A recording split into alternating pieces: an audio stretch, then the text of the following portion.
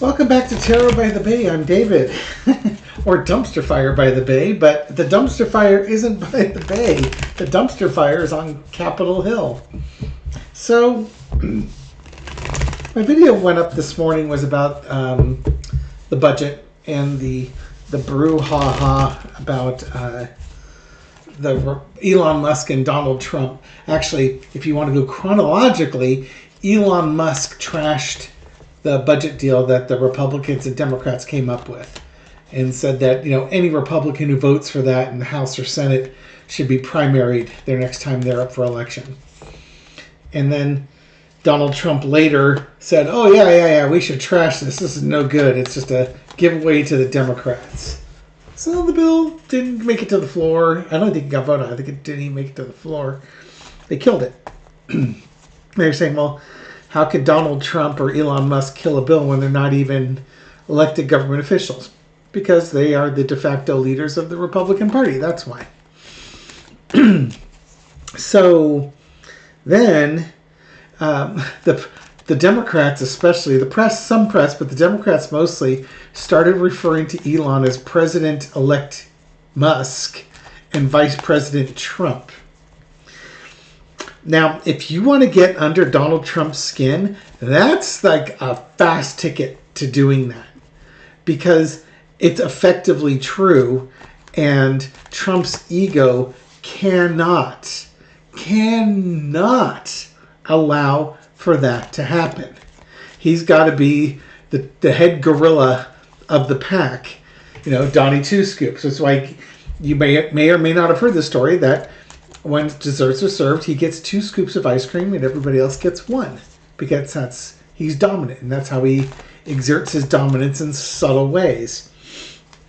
Anyway, the Republicans came up with a new budget, which is glorious. It cuts children cancer research, amongst other things.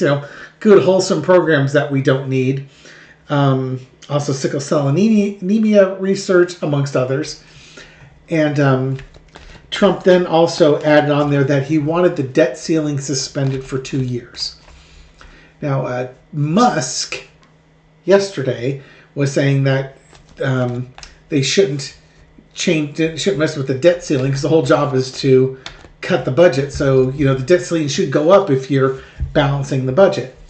Trump's indication is, he's going to spend lots of money and give tax breaks so there's less revenue. And of course, you need to raise the debt ceiling to pay for all of the bills that the government's going to run up. So he's peeing on this bill to make it his. Well, they put it up for a vote, and the vote did not go as planned. About 35 Republicans voted against the Trump-backed bill, thus it failed. So now here we are, Thursday night, 6 o'clock p.m. Pacific time. There's no budget. Nothing on the table for the Democrats and the Republicans to discuss. I don't know if it's good pool or bad pool for Johnson to go back to the Democrats with the original deal and say, let's just get this, I'll bring it to the floor and let's just get it done because we agreed to it. I mean, that could work. The Democrats might ask for a few more concessions because you should have taken the deal the first time. And they've got Johnson over a barrel. I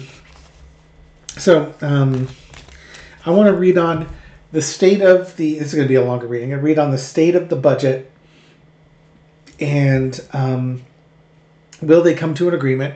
The reading I had last night had the 3 of coins come up. So it seems like they were still negotiating it. I thought they would be able to pull something out. We'll see how that energy looks. And we'll just go with it from there, okay? So I'm sorry if this is kind of a duplicate of today's reading, but breaking news.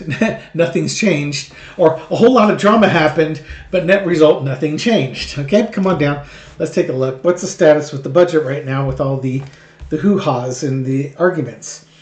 This is, this might have to change the meaning of this. This card often represents the Republicans. This is kind of, this is what they wanted. This is what Republicans voted for. This dysfunction is your Republican Party these days. They are not a unified party. And This is like a portent of things to come. This is what your Republican Party is going to be like. And they need a strong leader to come forward and lead. This could be Mike Johnson if he wanted it to be. But the Republicans don't really like Johnson. They don't like how he communicates. And that seems to be an ongoing problem, an ongoing criticism with him. I think that the Republicans are probably, and that's another thing to read on, they might be looking about getting rid of Mike Johnson. They might look at Johnson as the problem at this point. Be a little bit careful if I were him, because he's kind of the undercurrent of what's happening here. In the past, you have the King of Pentacles. This is Donald Trump, but this is now Elon Musk, through and through, the American oligarchy. This is Elon Musk coming in here, buying the election, and now taking over the government, because he literally acts like he bought the government, and it's his to run like he would any of his companies that he's in charge of, or anything that he owns. Look at all these kings here, huh?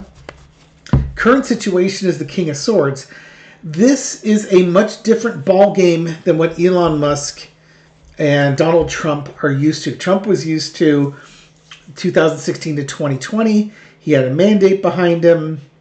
The MAGA movement was on the rise, and he could call the shots. He could send out a mean tweet now on Elon Musk's Twitter and get people to do things the way he wanted him to. Now, when looking at this situation, you have Chip Roy and 35 of his buddies saying, no, we're not going to. Probably the one thing that Chip Roy was probably okay taking away cancer funding to kids and sickle cell anemia research, amongst other things. The thing that bothers him is that the suspension of raising the debt ceiling, that you could just spend as much money as you want. The Democrats even gave him a few minutes to speak, where he just basically shamed the Republicans for running on balancing the budget and controlling spending, and then turning around when the budget's coming up saying, we're going to get rid of the debt ceiling, spend as much money as you want. So, in some ways, Chip Roy is an idealistic Republican, because part of his big driving force is that he wants a balanced budget and he wants government spending under control. Now, his idea of government spending under control is probably like the government not spending a dime on anything. I'm exaggerating, but it's probably closer to the truth than where we are now. But at least he draws the line of, I'm not just going to blindly vote for Trump and giving Trump a blank check. That's not what I'm about. So he has some principles, which means he can draw a line in the sand, which means that when Trump and company jump over that line in the sand, he'll say, no, I'm not supporting you. I have a line in the sand, a boundary that I will not cross. That's not a bad thing. I may not like where his boundary is, but at least he has them. Overarching energy is the Knight of Pentacles. There's going to be wheeling and dealing done about trying to get this budget done. They've got to get it done. It's the Republicans, and it's funny, listening to Hawk on TikTok, there's an overly simplistic observation that Republican voters have. Bear with me as I explain this, because it's going to be like, but that's not how it works. But understand, they're overly simplistic. The Republican MAGA supporters will blame the Democrats for not passing the budget because they voted against it. Now, you might say, well, of course they voted against it. That's what they do. They had a bipartisan agreement, and you're reneging on the agreement, so therefore they don't support this. That's why you have an agreement. That's way too, that's 2 steps ahead of the paste-eating checker players, and they're not even playing checkers. They look at it as, well, look at the total number of people who voted no. 35 Republicans voted no, and 210 Democrats voted no. So the most people who voted no were Democrats, so Democrats killed this bill. They don't look at like the Republicans are in the majority. If the Republicans all vote for it, it passes regardless of what the Democrats do. That's like, that's 3D chess to them. They just look at the numbers. But 210 Democrats voted no, so it's the Democrats' fault. The American education system has failed so many people. The lesson to be learned is the Knight of Wands. Getting back with this budget here, and I think this came up yesterday, they got to keep working and hammering on this budget. The budget process needs to keep moving forward. They need to keep making incremental steps with it. They're going to have a shutdown. Well, if Mike Johnson goes behind the Republicans' back and can secure basically all the Democrat votes and obtain about 5 or so Republican votes, he's got a budget passed. So either Johnson's going to have to go behind the back of the Republicans to get this done, or it's not going to get done. The Republicans are not a unified party. This is just exactly what we've seen the last few years with the Republican Party. They are not unified. They're splintered because they are having their own internal civil war between MAGAs and the conservatives.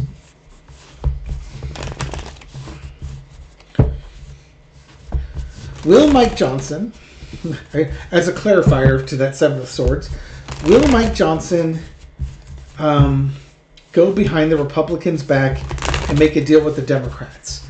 He kind of did that the last time. Last year at this time, he kind of did that, I thought. And that's what got Marjorie Taylor Greene all angry. Or something along those lines. And so many of these have happened now. Because, they kicked the can 4 or 5 times last year, starting at the end of September and moving on down the line. Well, it's what got McCarthy kicked out, is that he reached out to the Democrats. Will Mike Johnson, is that Seven of Swords, is Mike Johnson going to reach out to the Democrats and come up with some bipartisan bill to keep the government funded? For Carter. Wheel of Fortune. He may try his hand at that. There's your government. Heartbreak and betrayal. He had an agreement with them that he reneged on. Do you go back and do that? This might be difficult. And then just the chaos that's around with it. He's going to suggest it. He's going to try and come up with, have an idea working with the Democrats on it. But the Democrats, at this point, they don't trust him. And if the government has to shut down and there has to be chaos, so be it, because politically speaking, it's going to come out against the Republicans, as long as the Democrats can work a PR campaign, which is not their strong point. It seriously isn't. Probably in some ways because the people you need to convince are average Americans who are too uninterested and too disengaged to give a flying poop about it. And Trump's out there screaming that it's the Democrats' fault all the time, and then intimidates the media to repeat it, gets a bunch of Russian troll bots to amplify the message, and suddenly that becomes the reality. I'm not saying I voted for that, but I'm just saying that's kind of how it happens. Will Mike Johnson let the government shut down? I'm starting to think it's going to shut down at this point, because the way that reading came out was with that Wheel of Fortune is he had an opportunity to do it, and he basically double-crossed the Democrats. He reneged on an agreement. That's a really bad thing to do in politics. I mean, we understand that the Republican Party is dysfunctional. Most of the time, there's some congruency, so that if Speaker Johnson makes a deal with Minority Leader Jeffries, it's honored. In this case, the deal was not honored because somebody outside the government said, "No, don't you honor this?" And then the Republicans, without a collective spine, kind of fell into place. Or at least Johnson, without a collective spine, fell into place. Well, Johnson let the government shut down then. Is that what the Seven of Swords is? Is he going to let it shut down? Yeah. Merry Christmas. You got the Devil card. Really bad, horrible choices. There he is trying to negotiate stuff. I think Trump or Elon Musk is going to just basically keep on him. He's got an impossible job trying to satisfy the devil with this. He's going to... It's like Trump says no, but then you've got this fight between these two people, Trump and Elon Musk. I think Mike Johnson, in the end, he's going to try and negotiate through Trump. But there's also a pissing contest going on between these guys. And what you've got are two massive egos fighting each other over this budget. And those Republican congressmen who are loyal to Elon Musk are going to stay on Musk's camp, and those who are loyal to Donald Trump are going to stay in Donald Trump's camp, and those without a spine and don't want to choose between the two of them because that would require a spine are just going to be floating around in the middle. I think the government's going to shut down. For everything on these cards says this government's going to shut down. I didn't think that last night, but right now what you've got going on is a clash of two massive egos in Donald Trump and Elon Musk. And that's making Mike Johnson's life untenable.